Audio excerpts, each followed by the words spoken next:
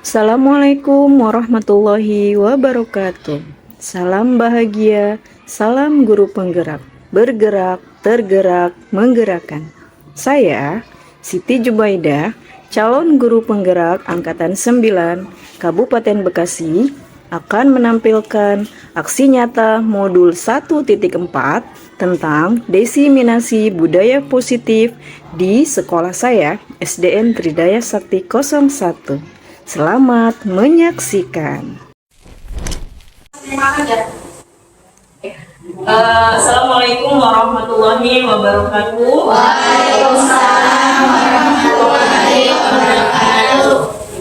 Teman-teman, saya mengucapkan terima kasih untuk sahabat-sahabat guru semuanya yang sudah meluangkan waktu di tengah kesibukannya tentunya rela meluangkan waktu untuk kegiatan saya pada hari ini, yaitu kegiatan aksi nyata. Kebetulan bertepatan dengan modul 1.4 yaitu tentang diseminasi budaya positif. Alhamdulillah, teman-teman, mari kita menjadikan bersyukur kehadirat Allah Subhanahu wa Ta'ala, karena pada hari ini, pada siang hari ini kita masih diberi nikmat sehat, diberi kesempatan untuk bisa berkumpul di tempat ini.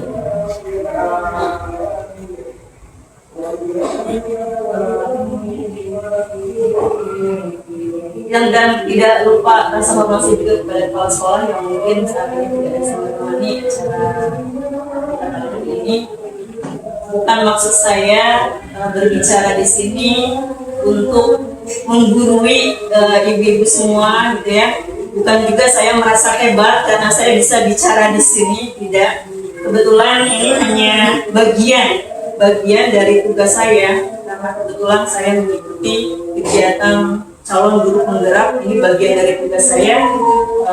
Saya mohon izin untuk menyampaikan apa yang saya dapat di pendidikan saya di CDP. Mudah-mudahan ini semua bisa bermanfaat bagi kita semua. Sebelum lanjut, mungkin kita buka dengan pembacaan basmalah ya, supaya acara kita dari awal sampai akhir ini diberikan kemudahan, kelancaran, dan kebermanfaatan. Amin.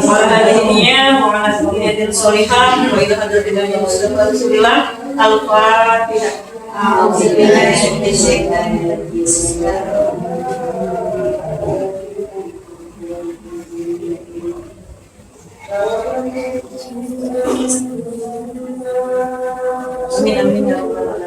Baik, mungkin langsung saja ya Ibu.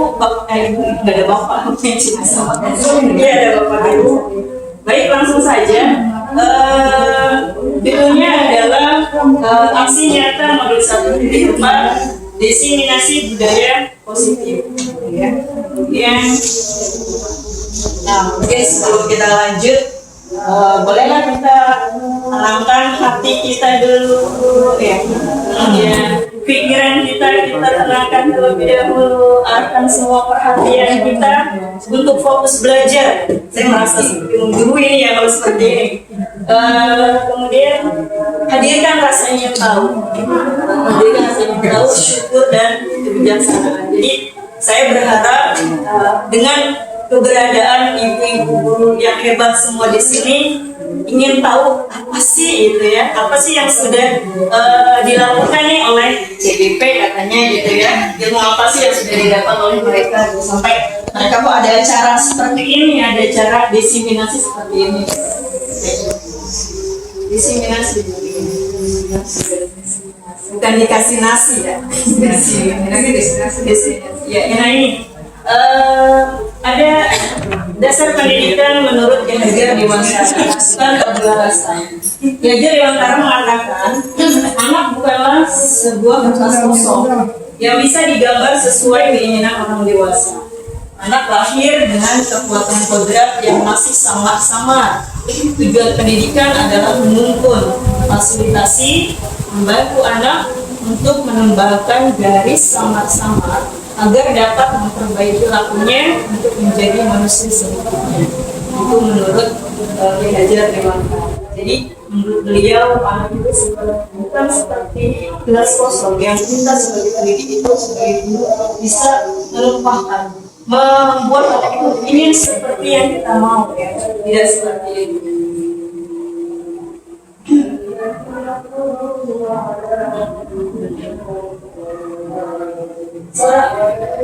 Menurut Buku Dewantara, guru itu adalah sebagai seorang petani, ibaratkan sebagai seorang petani yang kewajibannya adalah menanam jagung. Misalnya hanya dapat menuntun tumbuhnya jagung, kemudian dia dapat memperbaiki kondisi tanah, memelihara tanaman jagung, memberi pupuk dan air, membasmi ulat-ulat atau jamur-jamur yang mengganggu hidup tanaman padi dan lain sebagainya.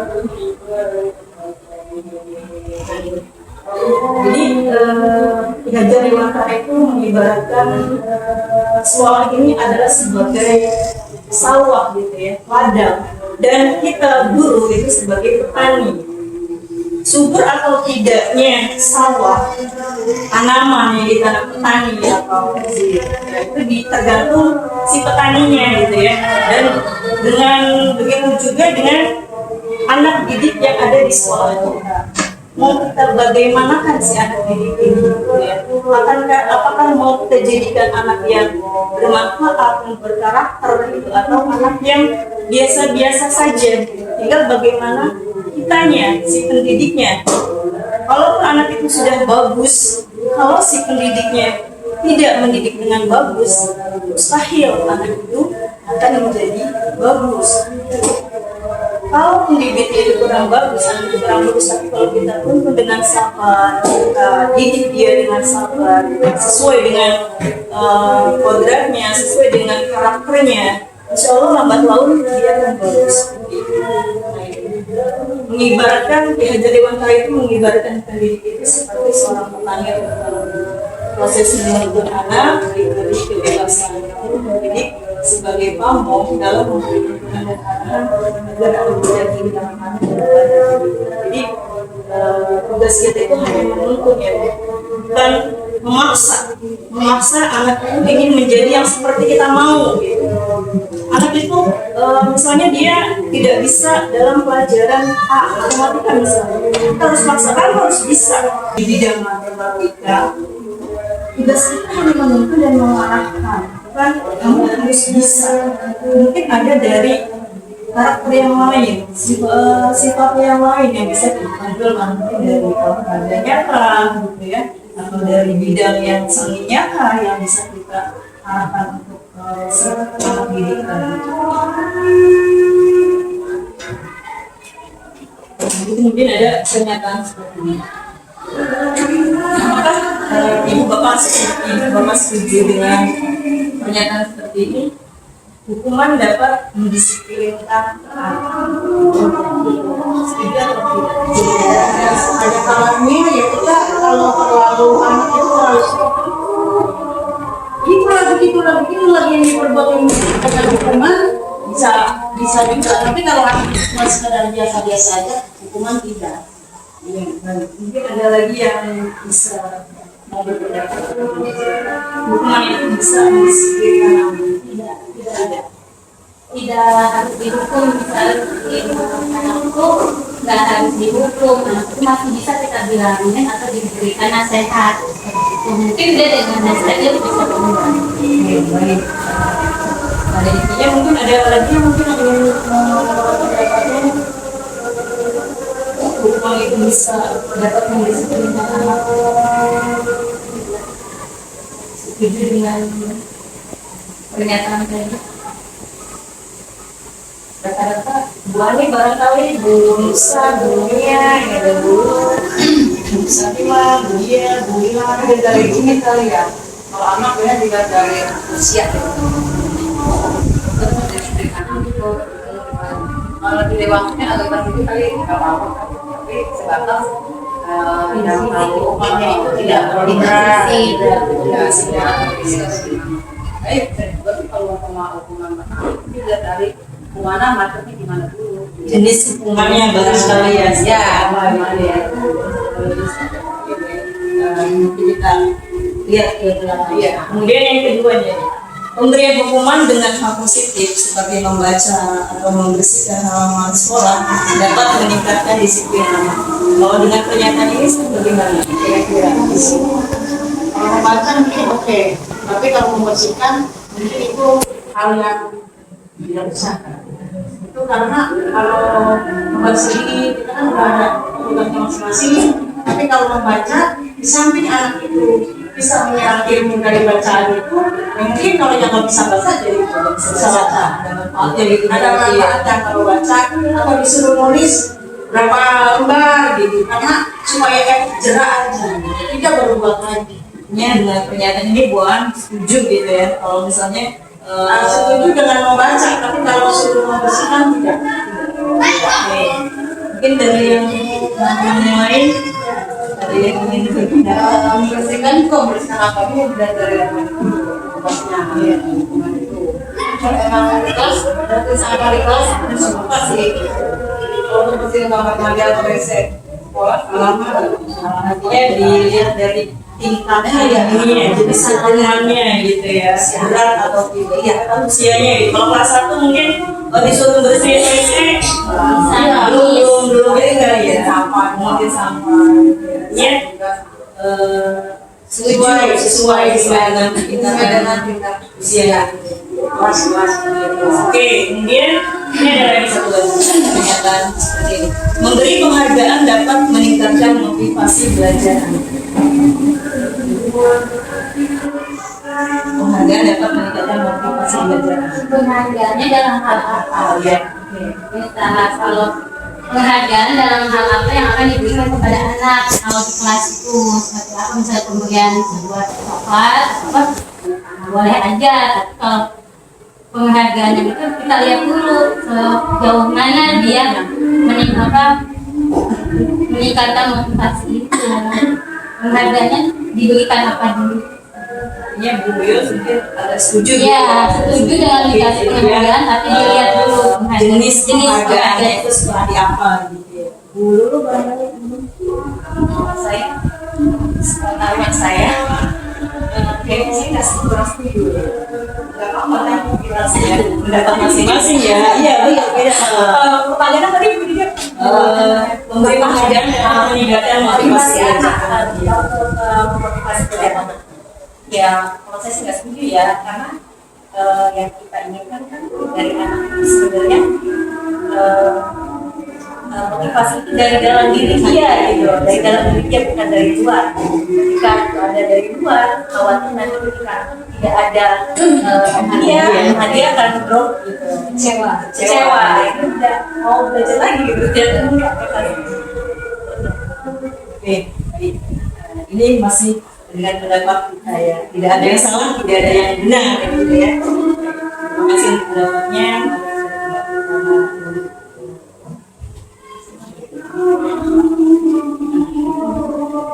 Tentang budaya positif. Ketika muncul kata-kata budaya positif, kira-kira yang melintas gitu, langsung di pikiran ibu-ibu semua apa sih budaya positif?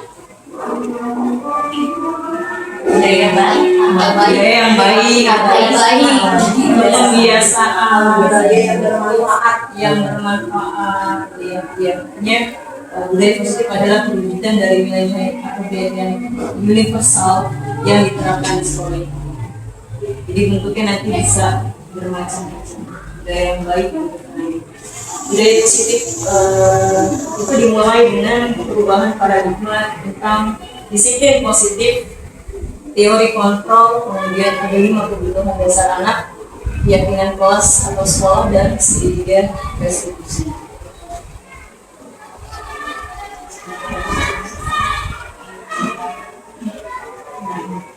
Ini ada konsep disiplin positif.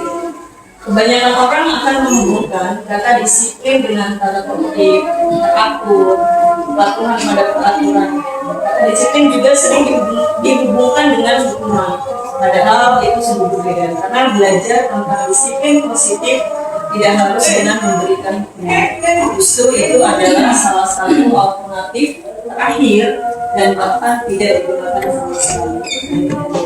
Jadi banyak yang menghubungkan positif, disiplin positif itu dengan seperti tadi kebiasaan yang baik gitu ya, kemudian bisa juga dengan tata tertib, kemudian dengan kepatuhan dan peraturan, dan banyak contoh ya, banyak contoh tentang budaya-budaya positif gitu. Sekarang kira-kira di sekolah kita gitu ya, apa yang sudah mulai kita munculkan gitu tentang budaya positif gitu, baca anak bagusnya, berjamaah, menyambut siswa, iya, total disebutnya apa sih gitu. Sebenarnya yang sudah kita lakukan itu adalah masuk dalam kategori budaya positif. Alhamdulillahnya di sekolah kita itu sudah hampir semua kita laksanakan dengan adanya wisata itu terutama ya yang sudah terjadwal, yang sudah dikonsep dari kepala sekolah ya, dari hari Senin sampai dengan hari Minggu. Hari Minggu itu anak-anak sudah lakukan di sekolah yang pagi ada kegiatan sambut siswa, kemudian di hari Jumat ada doa bersama, sholat duha bersama, kemudian di sore hari pun kita ada kegiatan sholat asar bersama, kemudian yang baru ada sarapan sehat ya, sarapan sehat bersama. Sudah banyak sekali budaya-budaya positif yang kita ciptakan di sekolah kita ini. Nah, kemudian sebagai pendidik, apa sih tujuan kita gitu? Kita pasti punya tujuan dalam menciptakan budaya positif. Nah, tujuannya adalah menciptakan anak-anak yang memiliki disiplin diri sehingga mereka bisa berperilaku dengan mengacu pada nilai-nilai kebajikan universal dan memiliki motivasi intrinsik bukan ekstrinsik. Motivasi intrinsik artinya dimulai dari dalam diri, jadi tanpa disuruh. Jadi dia melakukan sesuatu hal yang baik itu bukan lagi karena takut sama guru gitu ya, karena dipaksa sama guru gitu, tapi karena memang dia melakukan dari dalam hatinya sendiri. Saya datang tepat waktu ya karena Tuhan, tapi kalau aku datangnya terlambat, aku dipukul sama guru gitu, disuruh apel, disuruh nyanyi. Jadi dia karena dia memang karena kemauan dia sendiri, jadi dia datang sendiri, hadir dalam itu motivasi yang dari dalam, bukan ekstrinsik. Ekstrinsik seperti tadi, motivasi karena dia ingin diberi hadiah gitu, diberi sesuatu itu kan. Atau guru kalau yang besok datangnya awal waktu, hadirnya tepat waktu, dikasih hadiah, datang paling pertama gitu. Besoknya begitu nggak dikasih hadiah, kasih hadiah, nggak datang lagi tadi. Jadi bukan seperti itu. Jadi tujuan kita adalah bagaimana melatih mereka supaya mereka betul-betul melakukan hal-hal yang baik itu memang dari dasar hati mereka. Mungkin kita sebagai guru harus menjadi contoh gitu ya, teladan dulu bagi mereka, bagaimana mereka akan melakukan sesuatu yang positif ketika melihat gurunya aja datangnya terlambat gitu kan, gurunya aja banyakan di luar atau suka makan di dalam kelas atau apa gitu. Jadi ketika kita sudah memberikan teladan bagi mereka, tidak mustahil gitu dari dalam mereka akan mencontoh guru saya juga seperti itu, saya juga harus seperti itu. Tujuan utamanya ini adalah agar anak mampu memahami tingkah lakunya sendiri, berinisiatif dan bertanggung jawab atas apa yang mereka lakukan, menghormati dirinya sendiri dan juga orang lain, atau dengan kata lain menanamkan proses pemikiran dan perilaku positif yang akan menjadi kepribadian anak-anak. Bu Fitri mungkin nih ada yang ingin disampaikan. Ya, ini terkait dengan ini tadi nih, motivasi intrinsik, budaya positif nih. ini apa? Iya, ada yang ingin berbagi gitu, mungkin kita ingin berbagi. Siapa motivasi guru apa murid? Murid boleh, guru juga boleh. Bagaimana agar anak-anak di murid kita itu bisa dia melakukan hal yang positif itu karena kemauan dia sendiri, bukan karena sesuatu. Ya, sesuai dengan petunjuk ibu tadi, yang namanya motivasi intrinsik tadi kan dari dalam diri anak ya. Iya, betul. Ya, benar yang ibu yang kita contoh. Jadi dia sendiri yang punya kesadaran untuk melakukan sesuatu hal yang dia ke sekolah sebelum masuk, tanpa disertakan, tanpa kita suara keras. Saya suara gitu kan.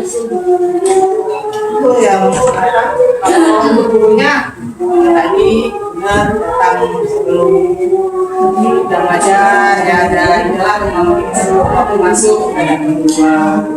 Terus memang di dalam kelas itu kita kalau memang tidak ada keperluan ya jangan keluar, harus di dalam kelas. Kecuali ada sesuatu hal yang penting banget kalau dipanggil sekolah gitu sekolah misalnya ada yang membicarakan saya wah ya bu saya kan pakai di atas Ya, jadi memang harus kita gurunya menjadi contoh gitu ya.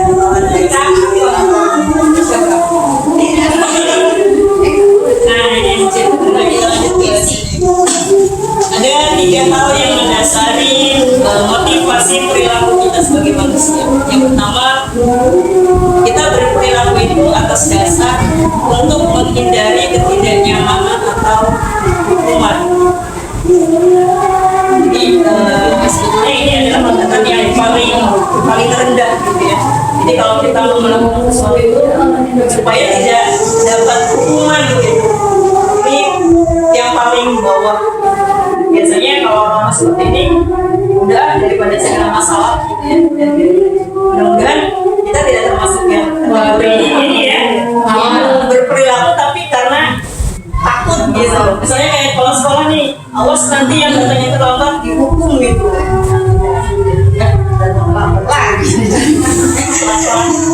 lagi kalau boleh matanya nggak ada alhamdulillah.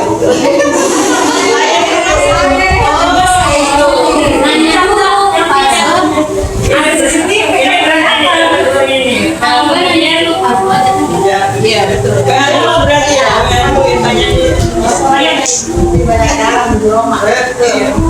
nah ini yang kedua yaitu untuk mendapatkan imbalan atau penghargaan dari orang lain. Ada nggak yang seperti ini kira-kira? Ada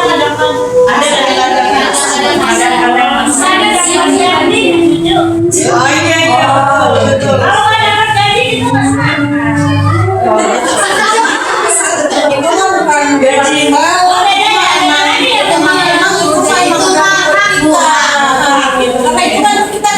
Sendiri. Dan harus melakukan kewajiban dengan baik.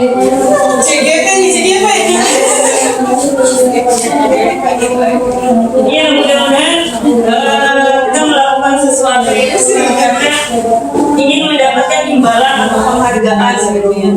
Kalau misalnya di sekolah, kalau mungkin punya yang galak, yang selalu mengajak tepat waktu, yang bla bla bla akan begini.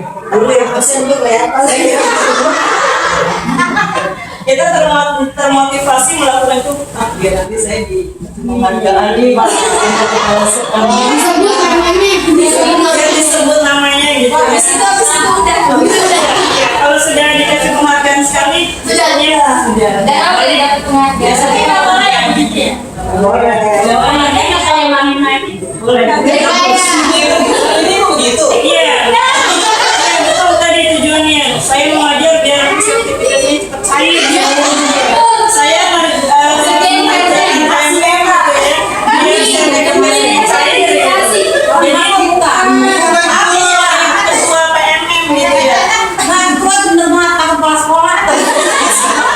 Kayaknya kita masih budaya lama. masih budaya lama. Ya baik, kalau kita masih budaya lama untuk menghilangkan kita Berproses. kita proses pelan-pelan gitu ya supaya Tolong dimaklumi. Mudah-mudahan menghindari loh kayak kapol. Dan sertifikasi tidak cair. ya baik. Berproses, mudah-mudahan kedepannya kita menjadi yang lebih baik. Amin. Ini yang terakhir, perilaku manusia itu didasari karena untuk menjadi orang yang mereka inginkan dan menghargai diri sendiri dengan nilai-nilai yang ada. Ya, melakukan sesuatu itu karena keinginan orang lain, ingin menjadi seperti yang orang mau. Apa ya kira-kira yang kira-kira itu bisa Menjadi diri sendiri. bukan menjadi diri sendiri. Bertindak dari puji kali ya ada. Intinya salah satu yang seperti itu ada yang kepengen motivasi pengen maju tapi dia kepengennya tampilnya lebih beda sendiri pengen ada rasa wah yang dipuji di luar gitu ada seperti itu dan itu jangan ditipis juga jadi kan dibilang berbuat baik itu tidak harus nunggu diperintah tapi sadar dengan sendiri tapi tambahan dari Bu Fitri tadi saya nambah bahwa sebenarnya ini merubah budaya yang positif itu ditanamkan dulu dari rumah dulu orang tua dulu yang akan menjadi madrasah terulang kalau tidak tanpa ada dorongan misalnya anak tadi baca nggak Asmaul Husna di sana kalau memang anak itu sudah mandiri sudah biasa misalnya kayak saya ya mungkin kan anak guru-guru sudah pada tahu mungkin datangnya saya sudah ada dengan datangnya telat atau bagaimana tapi sebelumnya kita motivasi kepada anak bahwa keinginan seperti ini bukan keinginan pribadi menjadi gurunya seperti ini jadi sebenarnya pada dasarnya kegiatan positif itu motivasi dari rumah dulu ya kayak seperti tadi budaya memakai sarung budaya memakai baju muslim kalau nggak ada orang tua yang berusaha membujuk cari baju muslimnya sarungnya di mana ya sebenarnya nyari baju sendiri anak-anak tapi kalau nggak ada motivasi dari orang tua hari ini ada santri loh nak kamu lihat nih santri di sana kakak kamu yang begini ini begini nak itu juga salah satu budaya itu masukan itu begini ya ada kerjasama gitu ya. Emang guru buat contoh betul, tetapi kalau contoh pertama itu dari rumah. Bener nggak kamu tadi melaksanakan coba sholat? Sekarang nih anak-anak udah datang, sholat nggak dia di rumah? Coba ditanya belum tentu dia sholat. Itu juga bukan budaya positif. Ya, kita sebagai guru juga harus tetap kontrol juga orang tua gitu ya. Jadi bersama-sama agar di rumah dia melakukan hal yang positif di sekolah pun dia melakukan hal yang positif. Karena memang waktu di rumah lebih banyak daripada di sekolah gitu ya. Kemudian ini ada 5 kebutuhan dasar manusia. Manusia itu punya 5 kebutuhan dasar. Yang pertama adalah kebutuhan fisiologis. Yang fisiologis ini kebutuhan fisik ya Pak. Kemudian makan, minum ya. Manusia butuh makan, manusia minum. Artinya dia kebutuhan bukan perlu sesuatu yang bisa membuat dia merasa survive gitu ya. Kemudian ada lagi kebutuhan yang kedua yaitu rasa aman, memiliki rasa keamanan. Jadi kita sebagai manusia juga butuh rasa aman. Kalau tidak ada keamanan, kira-kira hidup kita seperti apa ya? Atau stres, takut gitu ya. Kemudian ada lagi itu untuk disayangi, itu cinta, kebutuhan untuk diterima. Kalau di sekolah kira-kira apa nih? Contoh apa yang anak-anak menunjukkan rasa kasih sayang? Kalau dalam menghargainya ya beda Bu itu. Satu ciri Gimana Bu? Gimana Bu? Anak penghargaan beda lagi ya. mendapatkan kasih sayang dan penghargaan. Beda ya? Saya nanya, Oh iya. kalau dapat kasih sayang mungkin anak itu bisa cerita karena nyaman bercerita dengan gurunya. Jadi guru bisa sebagai sahabat dan sebagai orang tua yang sekolah. Curhat. Bukan begitu? Ya. Ya, betul. Itu pendapat saya. Ya, tidak ada yang benar, tidak ada yang salah. Ya, kebutuhan dasar manusia yang berikutnya adalah kebutuhan ini, penghargaan gitu ya, kemampuan atas kemampuan yang dimiliki. Kadang-kadang kita butuh ya, butuh diakui gitu, butuh diakui. Walaupun tidak sesuai dengan dengan haknya, mungkin bisa lebih dari yang sesuai dengan faktanya. Kadang-kadang anak-anak pun seperti itu ya, dia bagiannya untuk dihargai dan kemampuan yang dia miliki. Kemudian ada lagi kebutuhan ini aktualisasi. Di sini ada kebebasan ya, sebenarnya kebebasan, kebutuhan akan pilihan, belum kemandirian. Dan yang terakhir kebutuhan untuk kesenangan, mencari kesenangan di kita bisa, kalau contoh di anak didik, kita bisa mengajak mereka bermain gitu ya di luar, dengan bertanya kepada mereka kira-kira dengan kegiatan pembelajaran yang sudah kita lakukan ini setiap hari, kalian merasa bosan atau tidak gitu ya. Mungkin ada anak-anak, Bu, saya bosan nih belajarnya kok begini aja gitu ya, di dalam kelas terus gitu. Sekali-kali dong kita keluar gitu, bermakan di mana gitu. Ada keluarga mah ada, Bu, yang di sekolah dulu, keluar Bu mainnya ada. Wah, pasti. Mungkin kita bisa pergi dulu pun sekali-kali terus gitu, jangan hanya di dalam kelas saja gitu ya, terus lihat papan tulis apa gitu, refreshing itu dengan media atau apa gitu ya.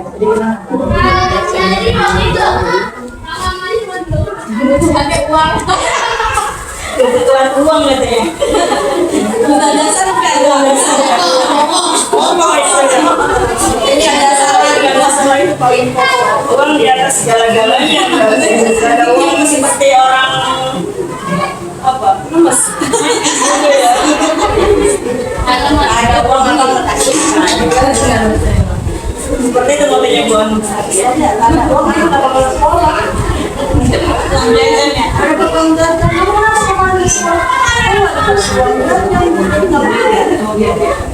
Nah, ini kemudian ada 5 posisi kontrol kita sebagai pendidik, sebagai guru. Kelihatan nggak? Bisa diketahui.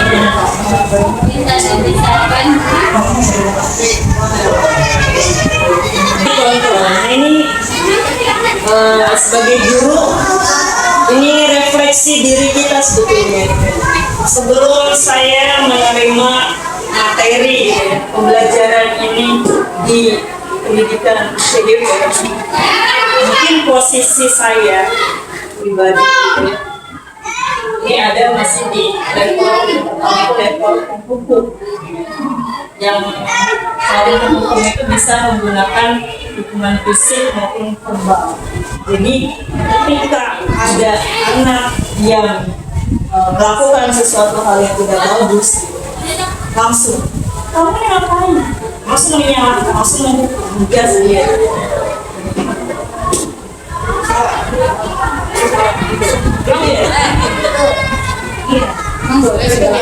Berarti posisi kita posisinya Iya, ini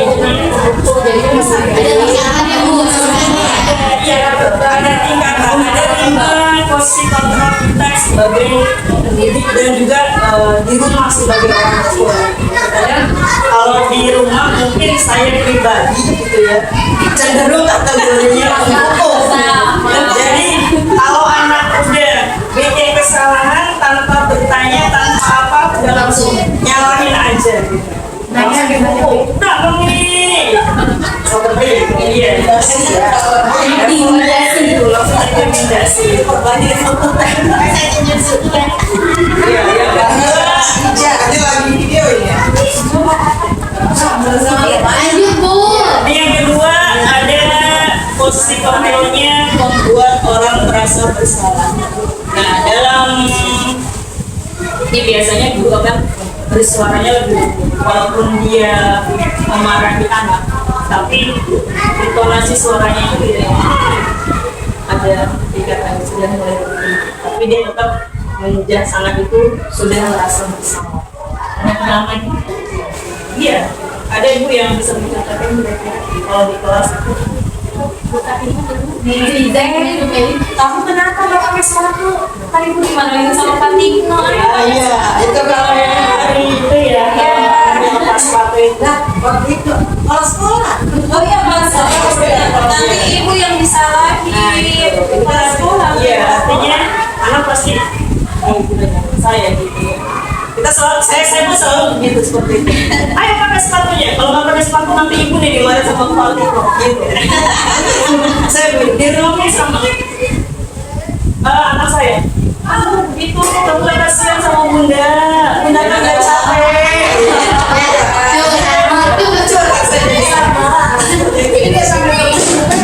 Jadi nada suaranya sudah mulai pelan, tapi tetap menekankan bahwa dia yang bersalah. Kamu tidak kasihan sama bunda. Iya, sudah capek. Di sekolah kamu tidak takut sama kepala sekolah. Jadi kamu nggak kasihan kalau guru dimarahin sama kepala sekolah. Apa ibu bagaimana? Kamu nggak cara guru, kalau guru sakit gimana? Kamu Banyak Iza. Sakit gimana penyadaran kemarin ini buat status kan. Kalau kalian buat status. Iya. Soalnya kan pernah pelatih makan yang waktu sekarang kan. Baru sebentar bicara benar enggak lapor gimana? Enggak. Itu berarti kita masih ada di posisi membuat merasa bersalah. Baik, lanjut.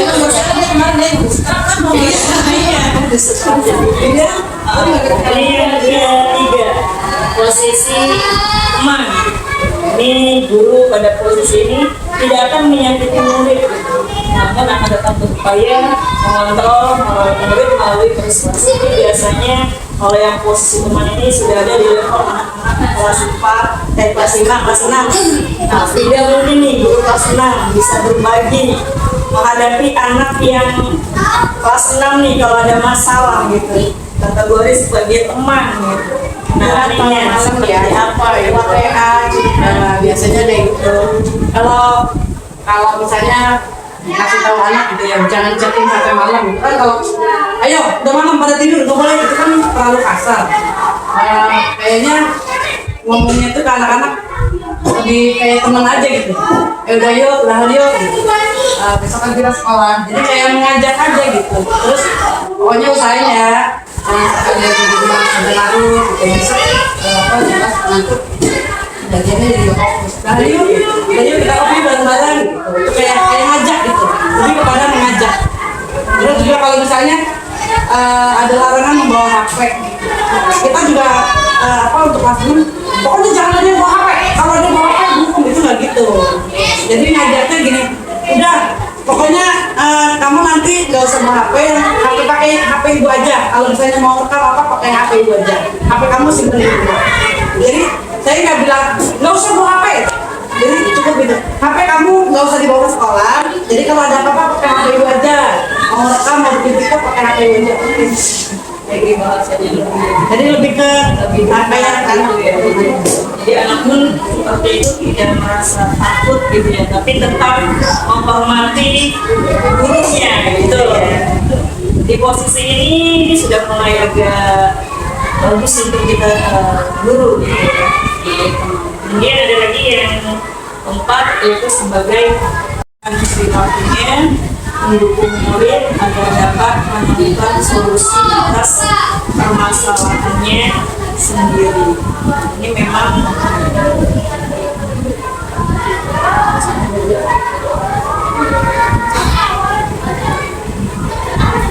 nah, ini ada yang seperti tadi. Yang pertama sebagai penghukumnya. Ini ada tindakannya biasanya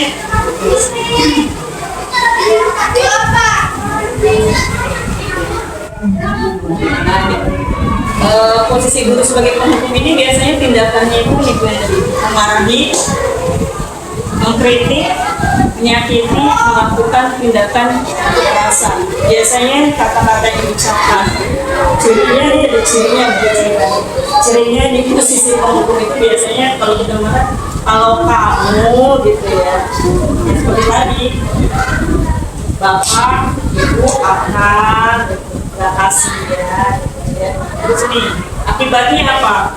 Ketika kita berada di posisi sebagai penghukum, maka akan mengakibatkan si murid tidak akan peduli dengan gurunya atau tugas sekolahnya. Kira-kira kalau habis dimarahin gitu biasanya anak bagaimana ya akibatnya? Amat gitu biasanya ya. Enggak sih, sudah banyak benar. Jadi kalau tetapinya berarti dia akan melakukan pelanggaran yang berulang sebagai bentuk perlawanan. Jadi semakin dihukum, semakin dihukum bukan semakin bagus, bukan semakin benar, tapi malah semakin brutal. Motivasi yang berapa itu motivasi ekstrinsik. Jadi motivasi dari luar. Ketika kita memberikan motivasi dari luar, mungkin dia baru akan mau berubah perilakunya. Kemudian di posisi ini yang kedua, yang tadi guru sebagai pembuat rasa bersalah. Biasanya tindakannya mendiamkan anak, ya. Kemudian menceramahi, ceramah yang panjang gitu ya. Sampai anaknya nggak tahu yang ceramah itu masuk apa enggak gitu. Intinya kalau belum puas kita ngomel, kayu ada gulang lagi. Iya, padahal anaknya udah anaknya dia gitu. Tapi berenang dulu. Ya, pokoknya intinya bagaimana membuat si anak itu merasa bersalah. Ini kata-katanya kalimat yang diucapkan, Bapak sama Ibu ini kecewa sama kamu, kecewa gitu. Kalau orang tua tahu bagaimana gitu ya. Setelah kamu deh, gitu kan? Dan setelah kamu aja, kamu apa gitu. Kalau di rumah biasanya, udah terserah kamu aja, bunda nggak mau tahu pokoknya. Biasanya suka begitu. Saya sih biasanya suka begitu. Saya lagi gitu ya. Selalu ngeri kayak Papa. Dari penjara belum buka. Terus akibatnya ketika kita sebagai posisi bersalah, murid merasa bodoh atau nakal. Jadi ada akibat. Ketika kita memposisikan diri kita sebagai membuat rasa bersalah, ada yang akan didapati dirasakan oleh anak-anak gitu ya. Mungkin kita tidak tahu ya, mungkin kita tidak tahu, tapi hati dia di hatinya itu akan mungkin terpendam. Ya, mah salah mulu. Ada nggak yang mulai sekarang? Ya bu, aku mah salah mulu, menurut ibu nggak ada betulnya. Ada. Apalagi dia selalu salah mengenai aku selalu salah mengenai padahal dia yang salah. Padahal yang masalah Dia yang salah. Makanya nasi jangan sampai nata, sebelumnya diganti mau. dulunya orang yang salah kalau tapi dia salah, tapi dia tidak mau disalahkan. Mungkin bagaimana tinggal kita mendekatkan, membahasakan mereka di hati. Kemudian anak yang seperti tadi, yang ketika kita melakukan posisi merasa bersalah, dia akan merasa rendah diri. Itu akan menjadi kurang percaya diri, cemas dan khawatir selalu salah. Ketika dia melakukan tindakan sesuatu, kan juga minumnya nyala Kemudian ini ada yang tadi, yang posisi ketiga yang seperti dia bilang, sebagai teman, tindakannya guru itu membuat rumah-rumah. Kemudian dilakukan demi bapak ibu. Kemudian akibatnya pada anak, karena sebagai teman merasa guru adalah teman yang bisa memaklumi kesalahannya. Pola perilaku anak ketika guru berada di posisi teman akan menjadi lemah, tergantung, cenderung, dan menunggu.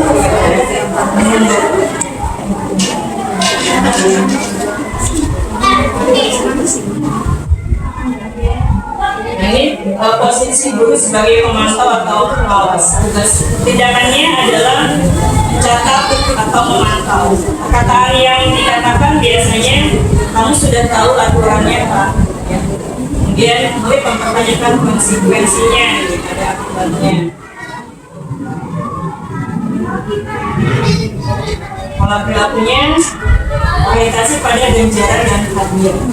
Ini yang terakhir, sebagai manajer, ketika ada masalah, tindakannya bertanya dan membuat kesepakatan. Kemudian apa sebenarnya harapan kamu, akibatnya apa yang bisa saya lakukan untuk memperbaiki. Kemudian ada pola perilakunya, tentunya disiplin dari dalam diri. Motivasi yang berkembang adalah motivasi intrinsik, gitu ya. Kita sebagai guru, mudah-mudahan kalau yang kemarin-kemarin kita masih berada di posisi 1 atau 2, semakin kesini kita berusaha ya Bu untuk menjadi paling tidak di level keempat, kalau bisa di level manajer gitu ya, harus bisa sebetulnya gitu ya, harus bisa. Saya pribadi sudah mendapat materi ini gitu ya, ketika di kelas ada anak yang berbuat salah, kalau mau berbicara yang agak kasar, jadi agak nahan gitu, gak jadi, inget ya ini gitu, karena udah terima, udah baca gitu materi ini, tapi sebelum ada dapat materi ini gak ada kontrol gitu, jadi langsung memarah,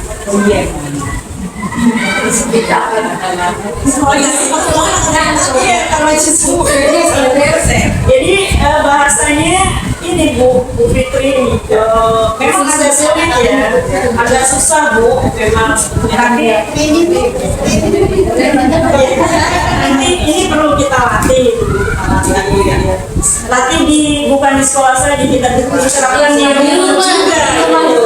Iya, saya juga sama di rumah sekarang itu yang tadinya langsung marah gitu. Jadi kalau mau marah, oh iya ingat posisi kontrol gitu. Walaupun belum bisa melaksanakan seperti betul-betul jadi manajer, tapi kalau tidak Oh iya, posisi kontrol. iya gitu, langsung marah gitu ya. Iya, cuma saya pribadi gitu ya, itu jadi barometer ukuran saya ketika saya mau marah. Gitu, posisi kontrol jadi ya, walaupun sebenarnya di hati gondok gitu ya, tapi berusaha sebisa mungkin menuju level yang ini gitu ya. Tapi saya kalau mau marah itu, saya nempelin dulu ya. Setiap kali Bu, tempel aja di Tempel di kelas dulu. Tempel di kelas kalau berdiri ya, mau marah. Oh iya, posisinya nasi.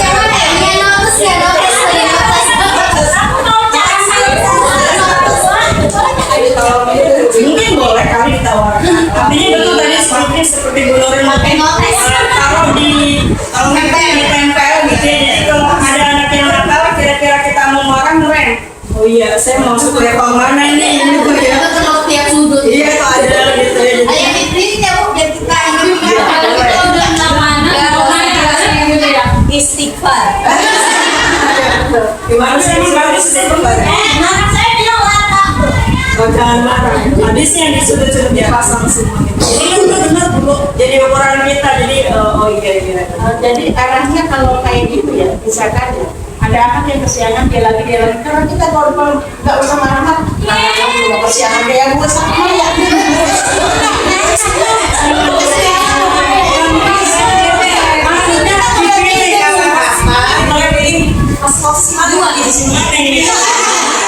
Karena setiap hari posisinya dia lagi yang kesiangan, dia lagi yang nggak bawa buku, dia lagi. Nah kita udah baca ini kayak gini, akhirnya larinya apa? Iya. Udah nanyain maunya kayak gimana, kesepakatannya udah terserah sama dia. Dibuat kesepakatan. Pasrah sama Allah. Kembalikan lagi kepada Allah. Allah membukakan hatinya. Kan sama Allah ya. Iya. Baik. Kembalikan ke orang tuanya. Nah ini ya silakan. Padahal dari yang tadi itu kita di kelas itu sudah membuat ini ya kesepakatan keyakinan kelas ya. Rata-rata paling pasti di kelas sudah membuat keyakinan kelas untuk kesepakatan kelas. Jadi keyakinan kelas ini akan lebih memotivasi seseorang dari dalam atau memotivasi secara intrinsik seseorang yang lebih tergerak dan bersemangat untuk menjalankan keyakinannya daripada hanya sekedar mengikuti serangkaian peraturan yang mereka harus berlaku begini atau begitu. Kalau dulu mungkin kita sebutnya peraturan kelas, tata tertib. Sekarang lebih agar lebih mendalam lagi, melekat lagi di hati anak-anak dengan keyakinan kelas. Keyakinan kelas itu kan tidak hanya anak-anak saja yang membuat, tapi juga guru membuat bersama mereka gitu ya. Nah ini ada cara pembuatan keyakinan kelas. Keyakinan kelas sebenarnya bersifat abstrak, kemudian dituliskan berupa pernyataan-pernyataan yang besar. Pernyataan keyakinan kelas senantiasa dibuat dalam bentuk positif. Kemudian keyakinan kelas sebenarnya tidak terlalu banyak sehingga mudah diingat dan dipahami oleh semua warga kelas. Keyakinan kelas sebaiknya sesuatu yang dapat diterapkan di lingkungan sesuai dengan kondisinya.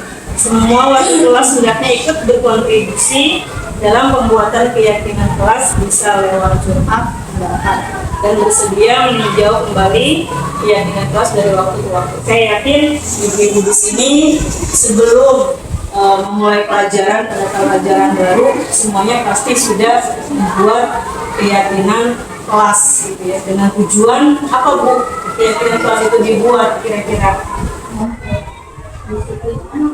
Ya, disiplin anak, mendisiplinkan Anak ya, artinya kita berharap dengan keyakinan kelas yang sudah disepakati, ketika anak-anak mau melanggar, dia ingat gitu ya. Oh itu nak, sudah ada tuh keyakinan kelas yang sudah kamu buat gitu ya. Awas, kayak semacam alarm gitu ya. Ketika dia mau berubah sesuatu yang tidak baik, coba lihat lagi kesepakatannya boleh enggak gitu ya.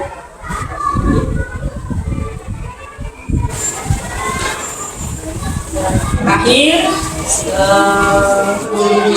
ada restitusi. Kita melakukan satu tindakan ketika anak-anak itu melakukan masalah, membuat masalah gitu ya. Kemudian untuk menciptakan hal yang positif, kita mengadakan yang namanya restitusi, segitiga restitusi. Ini mungkin terdengar baru bagi kita semua ya, saya pun mendengar baru. Apa sih itu restitusi?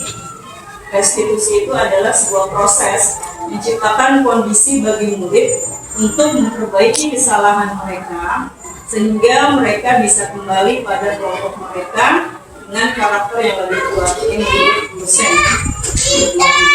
Kemudian ada juga pengertiannya, restitusi adalah proses kolaboratif yang mengajarkan murid untuk mencari solusi untuk masalah dan membantu murid untuk berpikir tentang orang seperti apa yang mereka inginkan dan bagaimana mereka harus memperlakukan orang lain.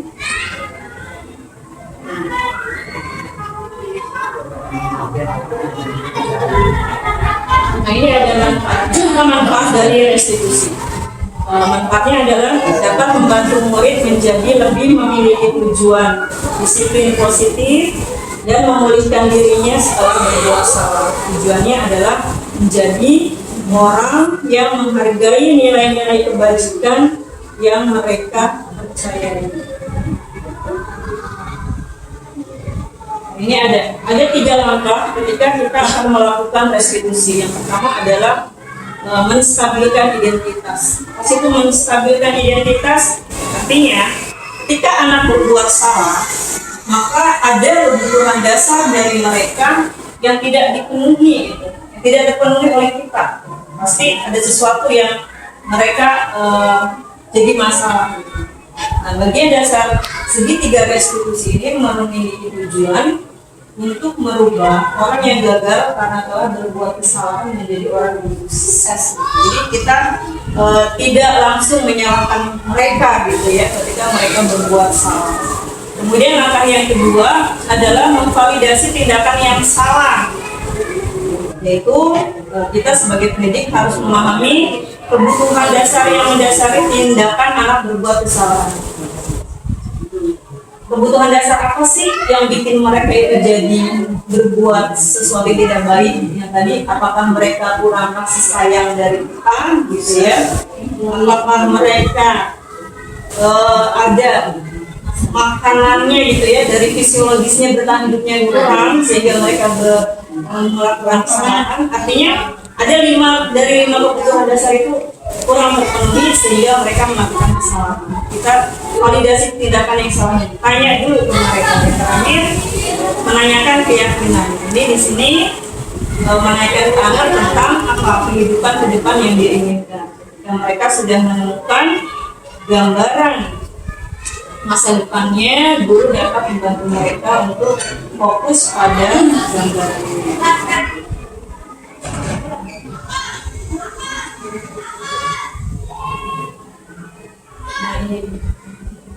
Ini ada contoh-contoh kalimat yang ada pada tangkapan restitusi. Yang pertama itu tadi tangkapan memvalidasi ya, validasi tindakan, menstabilkan identitas. Biasanya di tahapan ini sebagai seorang guru itu pasti ada kataan selalu mengatakan berbuat salah itu tidak apa-apa, nah.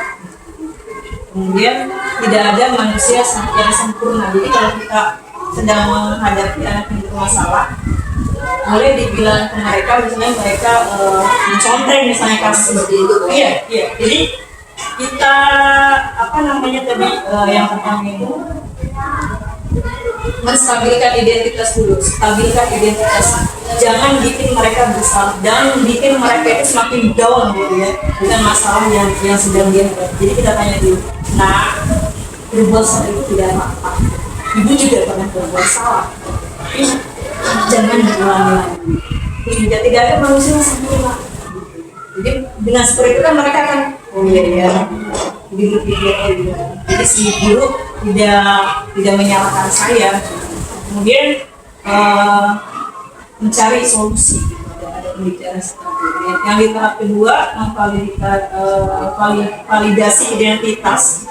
Ditanya, kamu pasti punya alasan dong kenapa kamu melakukan hal itu. Apa alasan kamu nih sehingga kamu melakukan hal tersebut? Misalnya mencontek gitu ya. Apa alasan kamu mencontek gitu? Nah iya, jadi kita tanya dulu, jangan langsung kamu nih mencontek pasti kamu bla bla bla bla. Jadi kita tanya dulu alasan dia mencontek apa gitu ya. Terus yang terakhir, di tahap yang terakhir, nah ini keyakinan.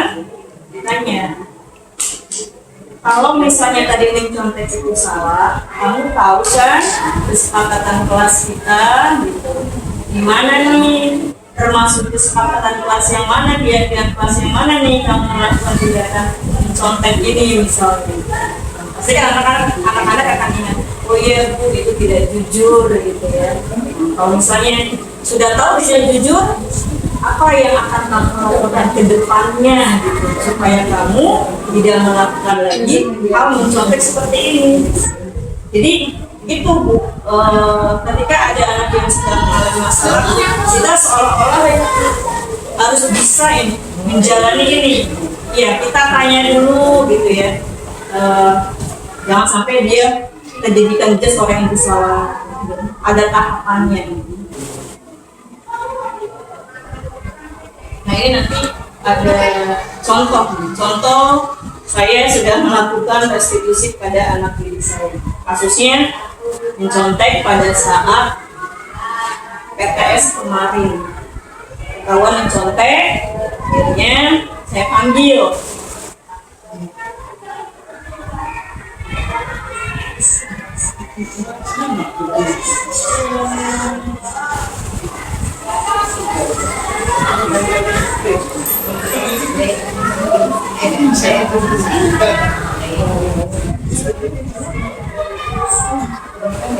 Ada suara.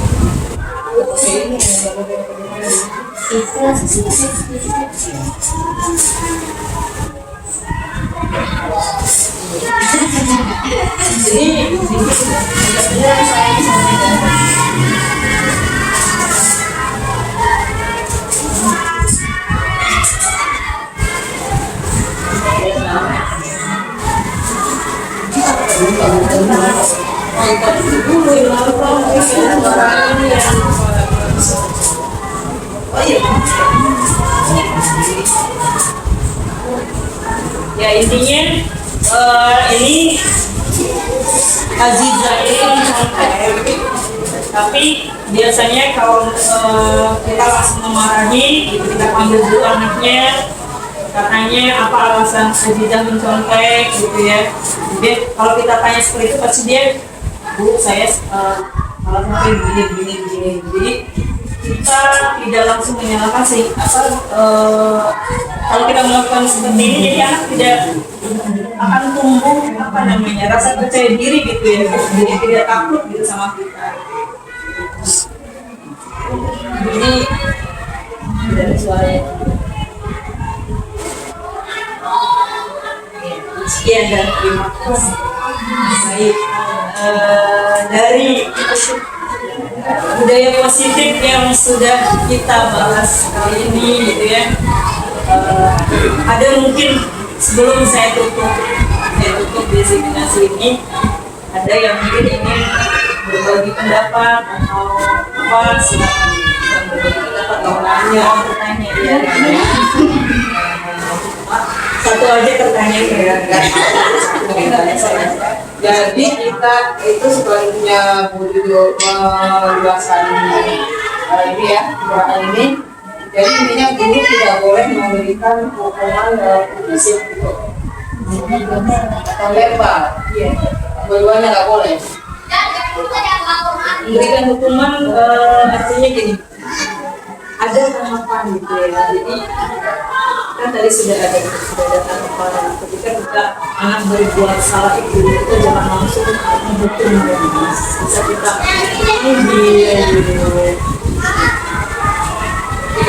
Banyak prosesnya gitu, ya, memberikan hukuman kepada seorang anak yang berbuat salah. ya, karena kan kita di sekolah dulu kan selalu memang agak sulit ya Bu sebetulnya ya, ketika anak yang betul-betul mungkin dalam tanda kutip nakalnya luar biasa gitu ya, kalau tidak diberi hukuman gitu mungkin tidak ada jerak gitu. Tapi kan kita belum mencoba, nggak ada efek jerahnya. Tapi kan kita belum mencoba, mungkin kita coba dulu gitu ya, kita pendekatan dengan hati gitu, kita coba, siapa tahu dengan pendekatan dari hati. Jadi dia jangan langsung, ini kalau anak ini kalau misalnya gak diberi hukuman pasti dia nggak akan berubah. Jangan punya berpikir seperti itu dulu.